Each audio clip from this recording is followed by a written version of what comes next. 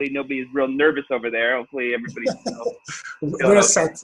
You're all good? All right, well, why don't we start off with, first, why don't you guys introduce yourself, and then I'll ask my famous first question of an episode. So why don't you guys go ahead and introduce yourself? Yeah, I'd like to introduce Romana, who does all the marketing in our team. Hi. Hey, Romana, how are you? And my name is Marcus. I'm the CEO of Gieswein, and together we do all the crowdfunding campaign for our amazing Woolcross X shoe. Nice, nice. Well, why don't we start off with this first question here? What did both of you have for breakfast this morning?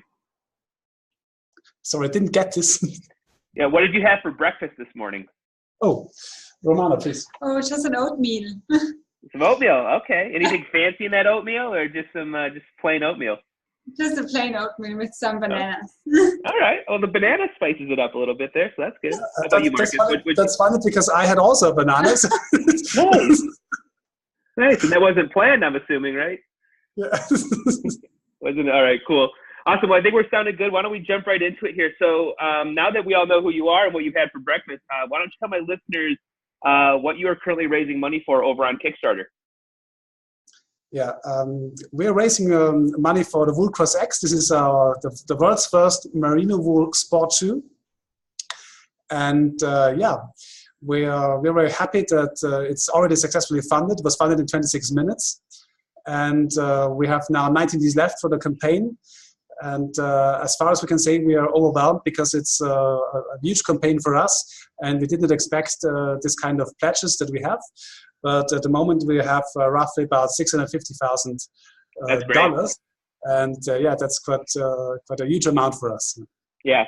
So for my listeners who can't see, what is the Woolcross X? What is it? Yeah, it's a very versatile sport shoe. With this shoe, you can go hiking, you can go running, you just can go walking. But it's also quite so versatile that it's also very good for leisure if you want to have a sporty look. And in the inside, it's all lined with our unique 100% merino wool 3D stretch lining. So this is a fabric that we produce in-house. It's made of 100% merino wool, and it has a lot of benefits and features that brings it to your feet. And overall, it's super comfy, and it's temperature regulating.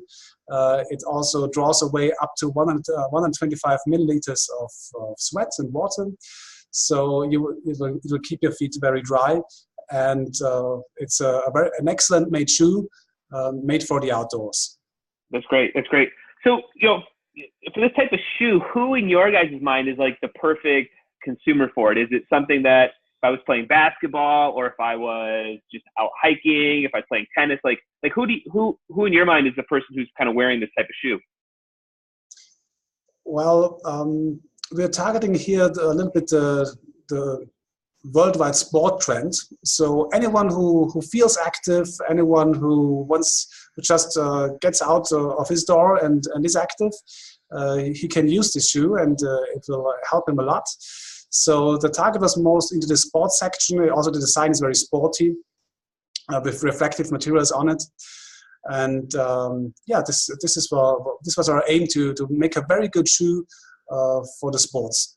That's great. That's great. So where was the idea to start working on a shoe company? I mean, how did you guys get into making shoes? Is that something you guys have done forever, or is this your first time making a shoe? No, it's not our first time. Actually, what we do normally is we do a lot of boiled wool slippers. Okay. So normally we produce a lot of so-called felt fabrics made of 100% wool. And we thought we're going to bring this comfort that we already produce for our slippers into a shoe. And this was the basic idea for this kind of product. How long did it kind of take to go from making the slippers that you mentioned into making a shoe? Was it a pretty easy transition, or something that it took some time to prototype and develop? It's quite difficult, as I can say, because every shoe is a highly technical product. It's not only the problem that you have to think about the forms, it's also about which last do you take. So there's a lot of which materials to use, what is the right sizing, there are a lot of things to think about, and it took us over 1 year to make the perfect prototype. So from the first idea to go over all the designs, to make the first prototypes, it took us more than a year to make the perfect product. Because it's like really takes about 3 months so that you see your first prototype, even when you have all your ideas set and you know what you want. But then you have to optimize it in very unexpected variations, as I can say. So sure. A lot of things come up while you do it.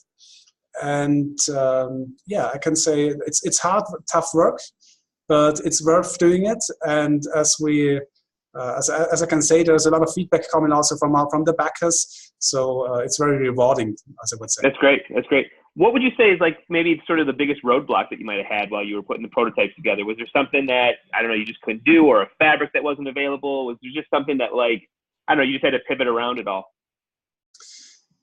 Yeah, I think first of all, you have to have a very clear idea what you want to do. If you don't have this idea, there are so many options what you could do that it's quite difficult to get into this channel of possibilities. Sure. But if you have a clear idea and you have clear restrictions of what this shoe should solve, it makes it more easier. And then you can jump in and think about the latest technologies that are used in footwear.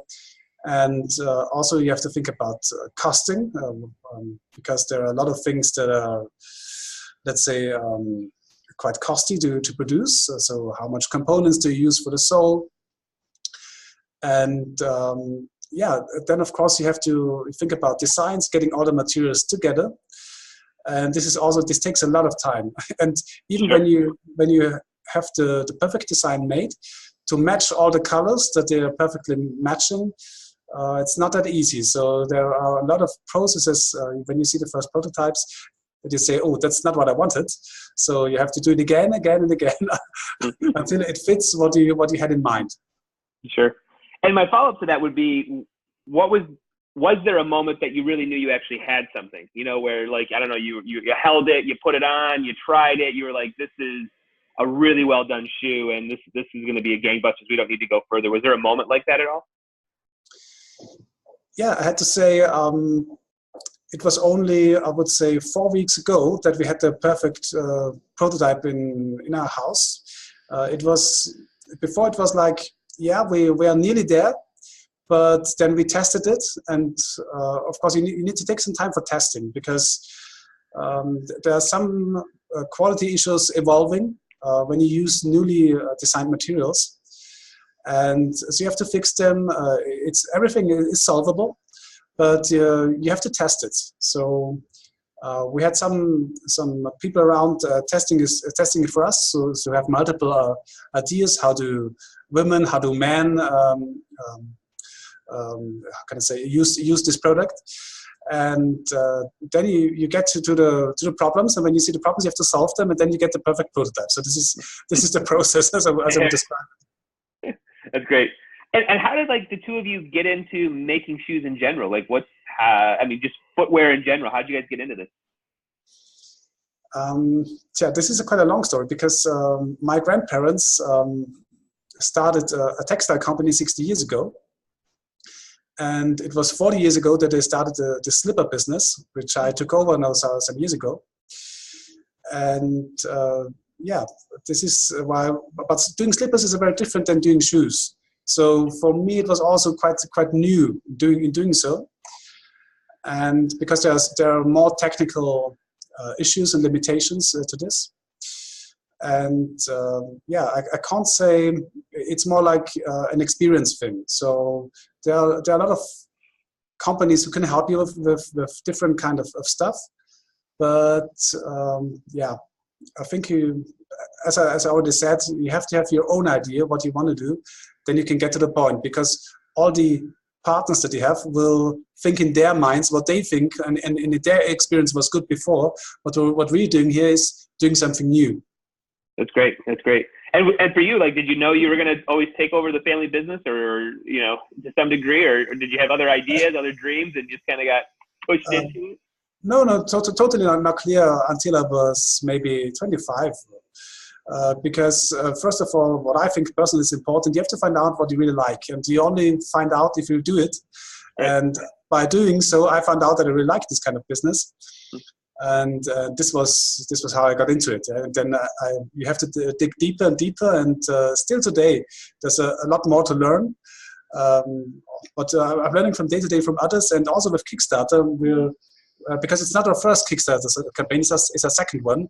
The last one we did about 1.5 years ago, and we learned a lot in this 16, 17 months.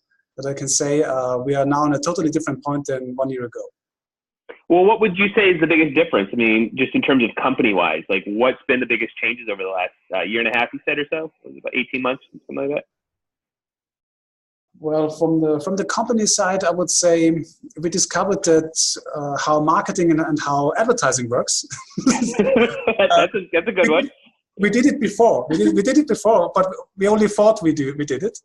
Mm-hmm. And now let's say we have more advanced skills in doing so.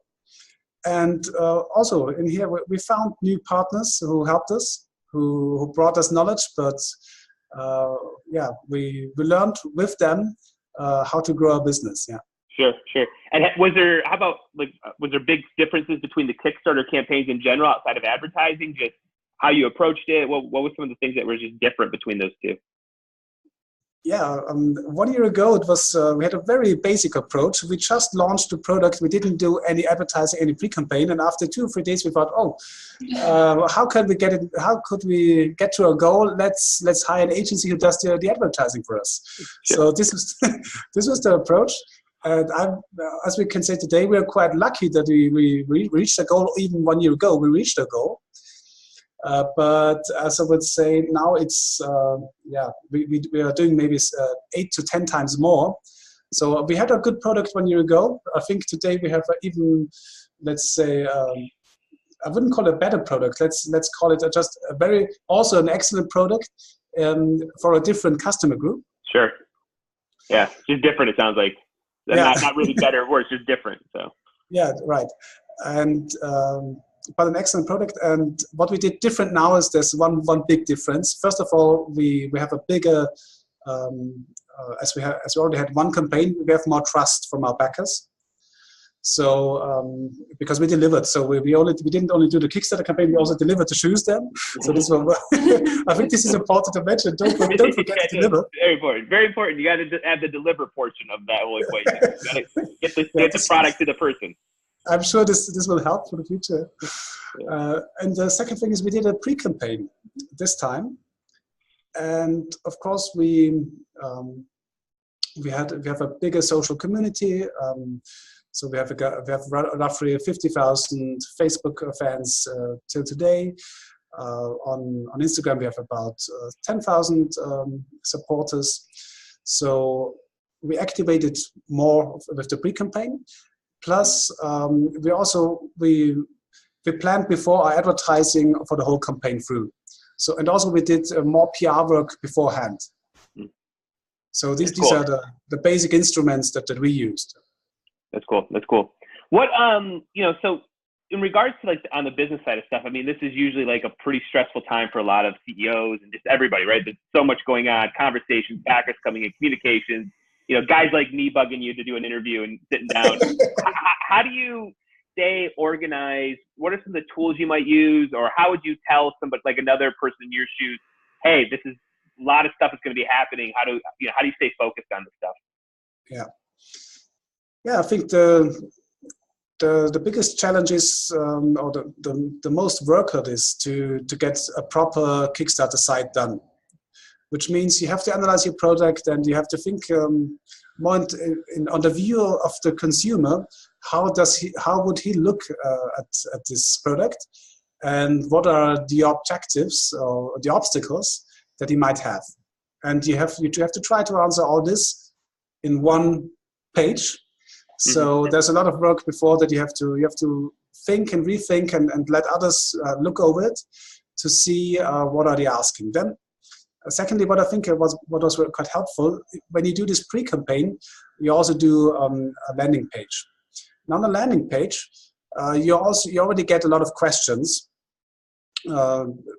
which you can use to insert this to the campaign page on Kickstarter. I think this is very necessary. With this, you can reduce a lot of questions that are coming up, because there are still, if you do a really good page, there are a lot of questions coming up, especially when coming to shoes. It's about sizing. There are a lot of uncertainties from consumers. Mm-hmm. So, but I would say overall, it is, think about your product, think about the objectives, think about the insecurities that people might have. Plus, you have to deliver a very good customer service then, because we get a lot of questions. And yeah, we got a tool that is structuring all this kind of questions, because nowadays the consumers are coming from different kind of channels, like they're coming from Facebook, questions on Instagram, questions via telephone, questions via email. And also, we shouldn't forget all the questions coming up on the comments on the Kickstarter page. Mm-hmm. So you have to get a quick response, and we're using an efficient tool for this to collect, let's say, 3 of those 5 channels. Mm-hmm. So from what's the tool you're using for that? Maybe Romana can tell a little bit more the SWOT. The SWOT.io tool for Facebook questions. It's a tool where you can plan some posts, where you can answer all those questions, and it's kind of cool. So it's very good for us. Okay, cool. Awesome. So where are you guys located right now? We're in the hearts of the Austrian Alps. So Austria, this is the country next to Germany. Just it's worth mentioning. And we're in the center of the Alps. So about 1,000 meters high. And today it was the first snow. So very nice. So we have like a huge gigantic rainstorm today over here in Michigan. So what's like the incubator scene like there, or the startup scene, or for business? Like, what are some of the resources that might be available for you where you live? Is there a good startup business scene there? I'm just thinking, was it the incubator scene? Yeah. Well, let's say it's quite small. It's really. Yeah. I always feel like we're 10 years behind Silicon Valley. So that's always how I feel like. So I would say it's old Europe, you know. So right. It's quite, how can I say, slow. I would really say slow. So always when we do a Kickstarter campaign, we feel like we dip in a little bit into the future.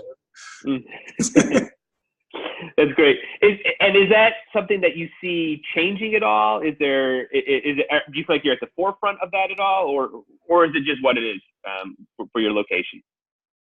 Yeah, I would say it is quite new. There are a lot of customers that know us from the slipper side.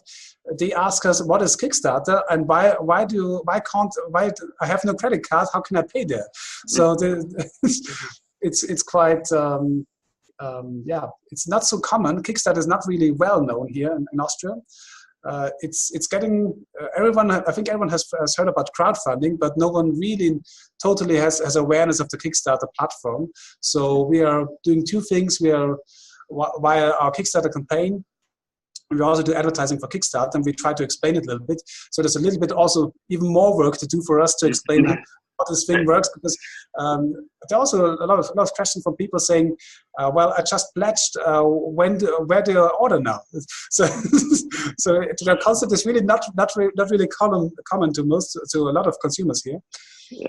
But for us, it's also important to get consumers from internationally. So we have now pledges from over 66 countries, and so we detect also where are the markets of the future and where could be a potential for us.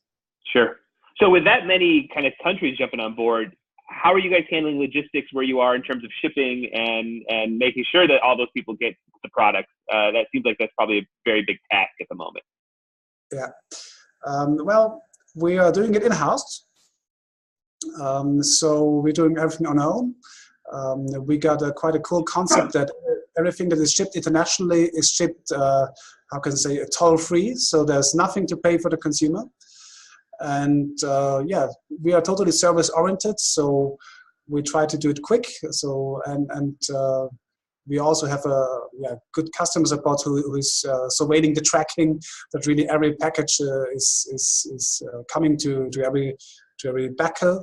And yeah, we're doing a lot for this that customers are happy. That's cool. How about for you guys in terms of like just finding a little bit of your own time in terms of like unwinding from this? I mean, I know again, we already kind of talked about a little bit of how stressful it can be. What do you guys do for just unplugging and just not checking in for an hour or so? What do you guys do for that? Well, I don't think that we ever do this. No. No. All right. Hey, that's an answer too. I don't think I ever do it either, but I always like to find if somebody like unplugs a little bit. What do they do outside of checking backers and looking at Kickstarter every hour, you know? Yeah. I don't think it's every hour. It's even more. So no, I think we're addicted to it. I'm speaking now for Romano as well. Well, it's always in the back of our head, so it's just in there. I don't ever do so. No. Me neither. And no. well, all right. So let's flip over. I mean, we've talked a lot about the Kickstarter in general, but let's maybe focus in just a little bit more on that instead of just the business itself. So you obviously mentioned that you guys ran a pre-launch campaign this time and landing page and all that sort of stuff. Was there any metrics that you guys were looking at that you wanted to hit before you hit the launch button? Was there like, I don't know, you wanted to have 100 people signed up, you wanted to have X amount of numbers? Was there any sort of metric you were looking at that you were like, we're ready to launch now? Well, the metric for us was quite clear that we wanted to launch on a specific date. So this was our approach. And we had calculated enough time before to do some testing and also to do a proper pre-campaign. But I need to mention something beforehand. So the first idea was for us to work together with a so-called Kickstarter campaign agency, mm-hmm. who's helping us out in doing the pre-campaign and also running the campaigns, the advertising campaigns for us. And we asked two of them to do so. And both of them said they won't do it because they don't see the potential for our product. Oh, that's interesting. Yeah, and that's quite, and of course we were quite down because we thought, oh, that's not a good sign because of course those agencies need to know what they're talking about. Sure. But this convinces me that if you have a product, you have to believe on your own in it, mm-hmm. because others won't. Be prepared. Great.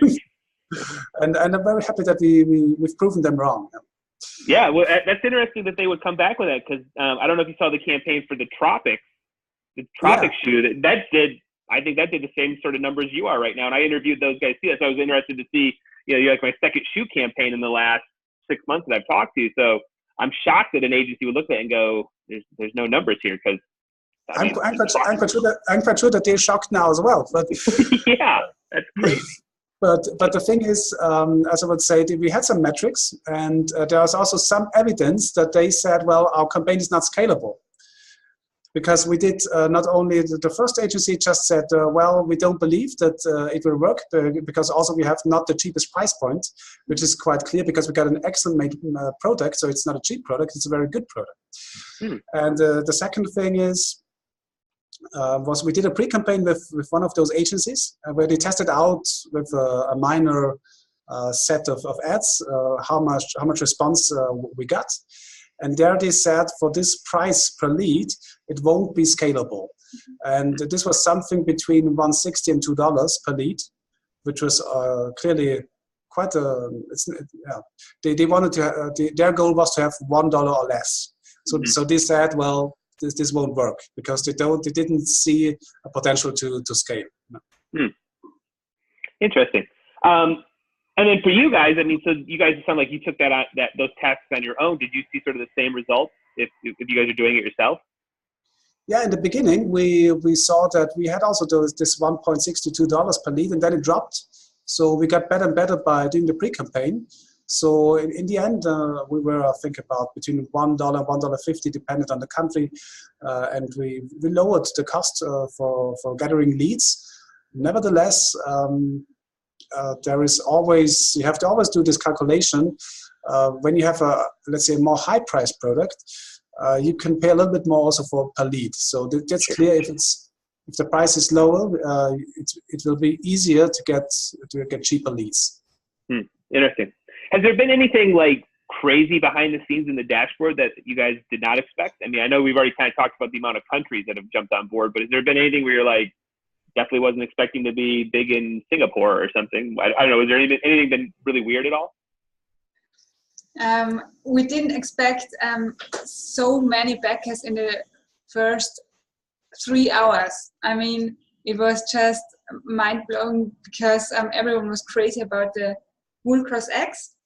And we also have a lot of backers in Japan. So, yeah. Interesting. Did you guys think, have you been targeting Japan at all, or is it coming a little bit more from just Kickstarter traffic in general? Not at all. We didn't target them. Oh, that's great. Hey, it happens. That's some of the great stuff I try to tell people all the time about Kickstarter. Even though you plan everything, sometimes it's like, all right, well, I guess we'll be big in Japan. I wasn't aware. That's great. So, I mean, for this, when you were putting kind of together the goal and the numbers and all that sort of stuff, what were you trying to look for? I mean, I think your goal is what, like $10,000 or something like that in US. So it was obviously a low goal amount. So I'm sure it wasn't like, but what was kind of the thinking behind the numbers in terms of your price per unit goal and what you wanted to do on the campaign? Well, everyone in our team had different goals, to be honest. So what I said is, if we can get roughly 300,000 euros, which was equal to roughly 330,000 US dollars, it would be a very good campaign. That's what I thought. It would be a big success. That we got now in 2 days more than 480,000 US dollars. Well, I didn't expect this. So this was just showing that the product is very well received, and that we did some things right, and that the consumers are ready to back this project. And because we thought it will surely be better than the last campaign. So we were not worried by all the costs that are coming up now, because to open a footwear production, you need some amount of minimum. And so this is let's say there are a lot of form costs coming up now, but we were quite sure that we can back this through the first couple of days. Wow. What, I guess just kind of back on the metrics, was there a number that you wanted to see maybe email sign up wise? I mean, we talked a little bit about, we wanted to have, under $1 or $1.50 per lead, but was there also like, we wanted to make sure we're hitting like 3,000 or 4,000 email addresses? Was there a number that you just wanted to kind of hit as well when it comes to that? It was more like a budget that we said, okay, let's set a budget. That's our budget, and we get the most of leads out of it that we can. Mm-hmm. Okay, gotcha. So I guess looking forward, what starts to happen just in terms of keeping energy going? I mean, obviously you've had the campaign successful, but what strategies are you doing just to kind of keep that momentum for the next few weeks and just keeping this thing going up and up and up? Yeah, so I think the best thing that you can do is doing PR is something that's really heating up the campaign. That's what you can do during the campaign. Then, of course, we are having our retargeting ads set, so we can convince more backers by showing them again and again this kind of shoe. And then, of course, newsletters. So there are still some leads that didn't convert, and you can do newsletters, plus you can do, let's say, not comments, how do you call it? The messages that we're sending out backers. So you can try to engage also family and friends of your existing backers. I think this is the best strategy where you get out the most. Yeah, that's great. That's great. So what happens after the campaign drops? It takes a couple of weeks for all the money to get into the bank account. What starts in that process from there in terms of getting the shoes now to backers? Yeah, of course, the production is then ongoing. Then you will get the goods and the shoes in, And yeah, then what is quite important afterwards, I think, is organizing to ship, because there is a lot of after work to do after you get the data from Kickstarter and after doing also the survey. So we've chosen backer kits to work with. So I would say we are quite good in all tools, like handling a lot of e-commerce tools on our own and also data. But backer kit is really something that I can recommend, because I think the most important function is that people are changing their address. And when you have a lot of backers, it gets awfully a lot of work to change this, because it's always emailing, double check, and if you can, let's say, if you can source this out to the backers itself, it's the best thing you can do, because it's super difficult to change. When you once loaded the data auto into the system, we work with an ERP system, and you have to change it there manually, then you get a lot of work to do, and this is really doesn't sound like much fun. Doesn't sound like a lot of fun. How about in terms of, because a product like this, you've got obviously sizing issues, and I mean, I worked on a men's suit one. Woo, a lot of sizing stuff, right? So nobody read anything. No matter what we put on the page, nobody read anything about sizes. So how do you guys sort of combat that as well, in terms of like, oh, I thought I was a size 11, but I'm actually a 12. Like, how are you guys going to handle that sort of stuff, you think? Yeah. Well, I think this is Romana's turn now, because she worked a lot on sizing. Very important. Yeah, we made a sizing tool for our backers, and hopefully they will read this information. But if the product won't fit, we are happy to do everything to exchange the product or find a different solution for the backers. Yeah. It just could be a headache. That's for sure. But it's a good headache, I guess, to have, right? Yeah. The worst headache is nobody bought anything. So that's actually the worst. Yeah, I think this is quite special to the shoe sector. The sizing is super important, and but our main goal, we are very long-term thinking. So if really something is wrong with the sizing and you can't use the shoe and you can't gift it to another person, then we're going to exchange it. And we have a quite clear policy there on our Kickstarter page. And we want the customer to be happy, because we don't see consumers as, okay, you got the product now, thank you, that's it. We will also be there in the future, and that's why we want the customer to be happy. That's great. So where do you guys see maybe like the next year to 5 years looking like? I mean, is this something that you guys you see yourself making more designs in the shoe land, or do you see going back to slippers? Do you see going into like boots? I mean, where do you guys kind of see the future going for the company? We got really a lot of ideas about new kind of shoes, because I think there is a lot. There's a lack of creativity in the market. So there are loads of shoes there in the market, but special shoes, exciting shoes that are just made better. I think these are quite scarce. So we're working on this. It will be definitely be shoes in the future also, but let's say never say never, that there also be coming up another product that we maybe didn't think now about. But we have a lot of creative potential we are looking forward for the next campaign. So it won't be our last Kickstarter campaign, because we like really to be in exchange with the community. We think this is a really good thing there on Kickstarter. We like this idea very much. That's great. So where can people find out more? Obviously, there's the Kickstarter page, and I'll have links to that. But how can people dive into your social media world and kind of follow what you guys are doing and being a part of it?